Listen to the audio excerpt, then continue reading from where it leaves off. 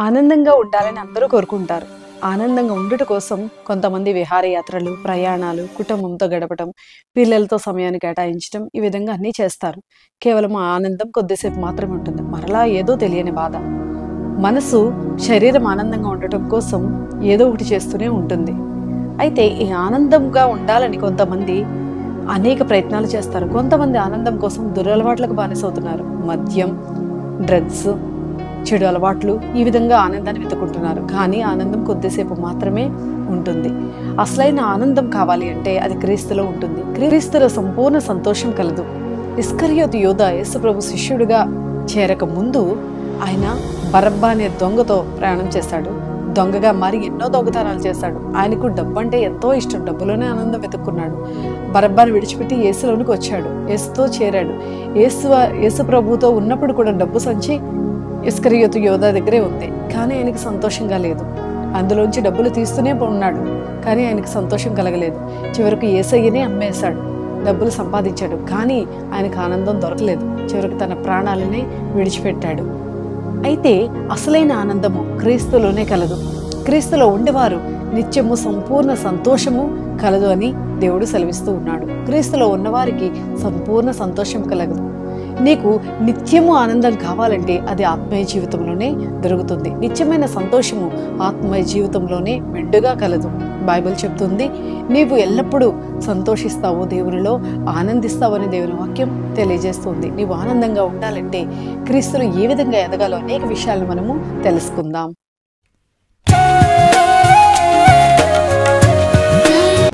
దేవుని దర్శించుటలో ఆనందం.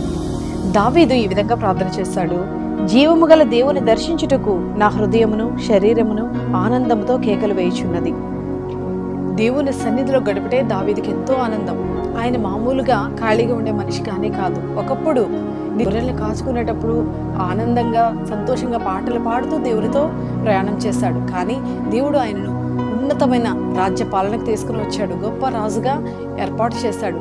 అయినను దేవునితో గడుపుటయే ఆనందంగా భావించాడు. ఎల్లప్పుడూ నా ప్రాణము దేవుని కొరకు తృష్ణగొనుచున్నది, జీవము గల దేవుణ్ణి కలుసుకొనుటకు నేను ఎదురు చూస్తూ ఉన్నానని ఎన్నో కీర్తనలు రాశాడు. అంటే దేవుని సన్నిధిలో గడపటమే ఆనందంగా భావించాడు. తద్వారా దేవుడు ఆయన రాజ్యమును, ఆయన సంతానమును ఎంతగానో ఆశీర్వదించాడు. ప్రియ సహోదరులారా, మీరు కూడా దేవునితో గడుపుట వలన ఎంతో ఆనందాన్ని పొందుకుంటారు. మీ జీవితంలో ఎంతో కాలాన్ని వృధా చేస్తున్నారు. కొంత సమయమైనా దేవునితో గడపండి. దేవుడు మీకు నిత్య సంతోషాన్ని, ఆనందాన్ని మీ జీవితాలలో అనుగ్రహిస్తారు. పరిశుద్ధాత్మ యందలి ఆనందం. దేవుని రాజ్యము భోజనమును పానమును కాదు గాని నీతియు సమాధానమును పరిశుద్ధాత్మ యందలి ఆనందమునై ఉన్నది. పరిశుద్ధాత్మ యందలి ఆనందము మనకి నిత్యమైన సంతోషాన్ని ఇస్తుంది. మనం చేసే భోజనము, మనం త్రాగేటువంటి ప్రతి పానీయము కొద్దిసేపు మాత్రమే మనకు సంతోషాన్ని ఇస్తుంది. ఇష్టమైన ఆహారం తినేటప్పుడు, బాగా నచ్చిన ఫేవరెట్ ఫుడ్ని మనం ఆస్వాదించినప్పుడు ఎంతో సంతోషిస్తాం. కానీ అది ఎంతసేపు అంటే కేవలం కొద్దిసేపు మాత్రమే. కానీ మనలో పరిశుద్ధాత్ముడు కలిసి మనతో నివసించినప్పుడు మనం నిత్యము కూడా దేవునిలో ఆనందిస్తూ సంతోషంతోనే ఉంటాం. పరిశుద్ధాత్మని ఒక్కసారి పొందుకుంటే ఆ ఆనందము నీ దగ్గర నుంచి ఎవ్వరూ తీయలేరు.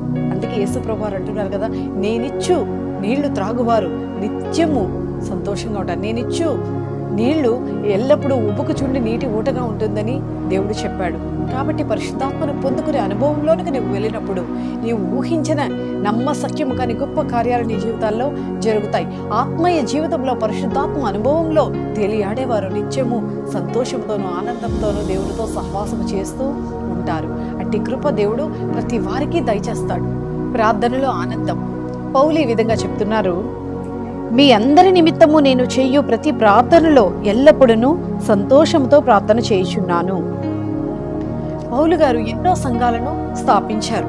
ఆయన ఎక్కువ సమయం ప్రార్థనలోనే గడిపేవారు. ఆయన చేసినటువంటి ప్రార్థనలోనే ఆయనకు సంతోషం ఉంది. అందుకే ఆయన ఎప్పుడు చెప్తారు, మీరు ఎల్లప్పుడూ సంతోషించండి, ఆనందించండి అని దేవుడు చెప్తాడు. ఎల్లప్పుడూ సంతోషించండి, ఎల్లప్పుడూ ఆనందించండి అని పౌలు చెప్తూ ఉన్నారు. అయితే మనము ప్రార్థన చేసినప్పుడు దేవుడు మనకి నిత్యమైన సంతోషాన్ని ఇస్తారు. కేవలము క్రైస్తవులు మాత్రమే అందరి నిమిత్తము ప్రార్థన చేస్తారు. అధికారుల నిమిత్తము, ప్రధానుల నిమిత్తము, ప్రజలందరి నిమిత్తము, ఇరుగు పొరుగు వారి నిమిత్తము అందరి కోసం ప్రార్థన చేసే కేవలం ఏకైక వర్గం క్రైస్తవులు.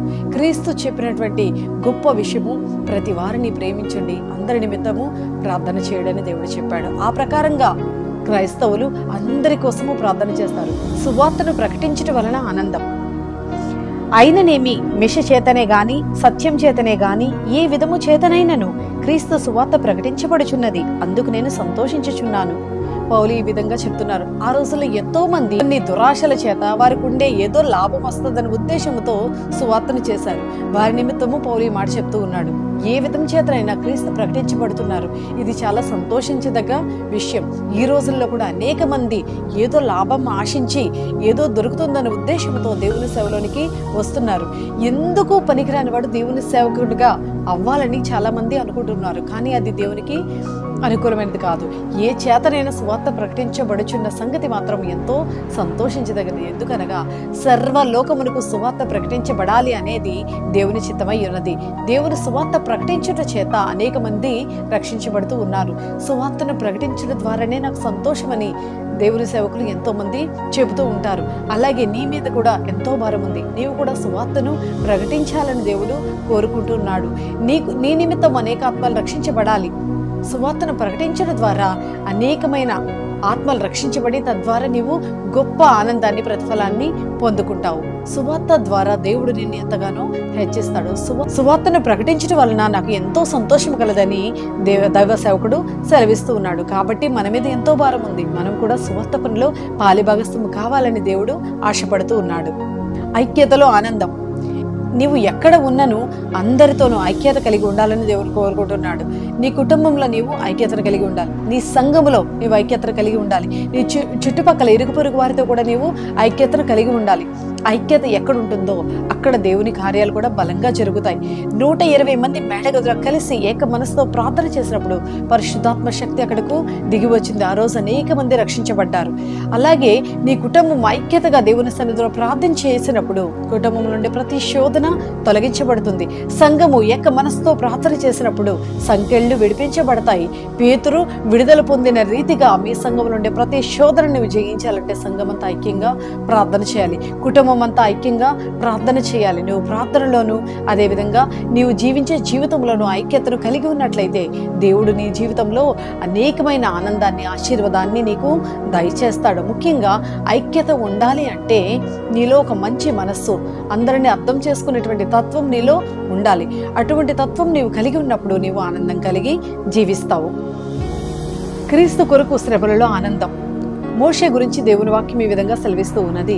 మోషే ఫరో కుమార్తె యొక్క కుమారుణ్ణి అనిపించుకున్నట్టు కంటే క్రీస్తు విషయమైన నింద గొప్ప భాగ్యమని ఎంచుకున్నాడు. అంటే క్రీస్తు కోసం శ్రమలనే గొప్పగా ఎంచుకున్నాడు. అదేవిధంగా మనం కూడా క్రీస్తు నిమిత్తం ఎవరైనా నిన్ను నిందించినా, హింసించినా, దూషించినా, నీ మీద ఏమైనా చెడ్డ మాటలు పలికినా నీవు సంతోషించు. క్రీస్తు నిమిత్తం నీవు ఆ నిందలను కూడా గొప్ప భాగ్యంగా ఎంచుకోవాలి.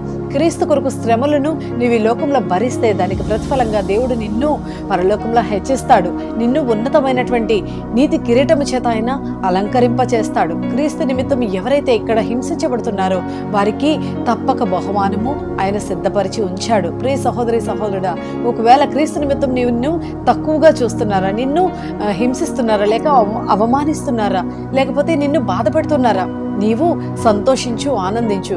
కేవలము అవి కొద్ది రోజులు మాత్రమే. దేవుడు నీకు మంచి ప్రతిఫలాన్ని, గొప్ప రాజ్యాన్ని నీకోసం ఆయన సిద్ధపరిచాడు. ఆయన కొరకు నీవు నమ్మకంగా జీవించాలని దేవుడు ఆశిస్తూ ఉన్నాడు. క్రీస్తు కొరకు ఆత్మలను సంపాదించట్లో ఆనందం. పౌలు తన జీవితంలో అన్నిటినీ కూడా విడిచిపెట్టాడు. కేవలము సువార్త ఒక్కదానిని మాత్రమే ఆయన నమ్మాడు. ఒకవేళ తను వివాహం చేసుకుంటే, ఒకవేళ క్రీస్తు కోసం తను పరిచర్య చేయలేనేమో అని భావించాడు. వివాహం కూడా చేసుకోలేదు. తను ఎంతగా దేవుని పిల్లలను హింసించాడో అదే చోట్ల ఎన్నో సంఘాలను స్థాపించాడు. అనేక ప్రదేశాల్లో సంఘాలను స్థాపించుకుంటూ వెళ్ళాడు. గొప్ప పరిచర్యను చేశాడు. క్రీస్తు కొరకు ఒక మంచి సాక్షిగా ఆయన నిలువబడ్డాడు. నీ జీవితం కూడా అనేక మందికి ఆదర్శంగా ఉండాలి. నీవు వెళ్ళి ప్రతి చోట క్రీస్తును ప్రకటించాలి. నీవు ఎవరితో మాట్లాడినా క్రీస్తుని గురించి నీవు వారికి తెలియజేయాలి. నశించిపోతున్న ఆత్మల పట్ల నీవు భారాన్ని కలిగి ఉండాలి. క్రీస్తు కొరకు ఒక గొప్ప రాయబారిగా నీవు నిలబడాలి. నీవు వెళ్ళి ప్రతి చోట క్రీస్తును ప్రకటించాలి. అప్పుడు నీ జీవితంలో ఆనందానికి కొదవలేదు. ఎప్పుడైతే నువ్వు అనేకులకు క్రీస్తుని గురించి తెలియజేస్తావో దేవుడు నీ ద్వారా గొప్ప కార్యాలను జరిగిస్తాడు. అనేక ఆత్మలను నీ ద్వారా రక్షిస్తాడు. తద్వారా నీకు గొప్ప బహుమానాన్ని దేవుడు సిద్ధపరుస్తాడు. ఆ బహుమానం ఏంటనగా జీవ కిరీటము. నీవు నమ్మకమైన దాసునిగా నిలవబడినప్పుడు గొప్ప బహుమానానికి నీవు అర్హుడుగా మారతావు. కాబట్టి ప్రియ సహోదరి, నీవు అసలైన ఆనందాన్ని పొందుకోవాలంటే క్రీస్తుని ప్రతి చోటకు మోసుకుని వెళ్ళు. క్రీస్తునికి మోసుకుని వెళ్ళినప్పుడు నీకు దేవుడు గొప్ప ఆనందాన్ని బహుమతిగా ఇస్తాడు. అట్టి కృప దేవుడు మనందరికీ దయచేయునుగాక.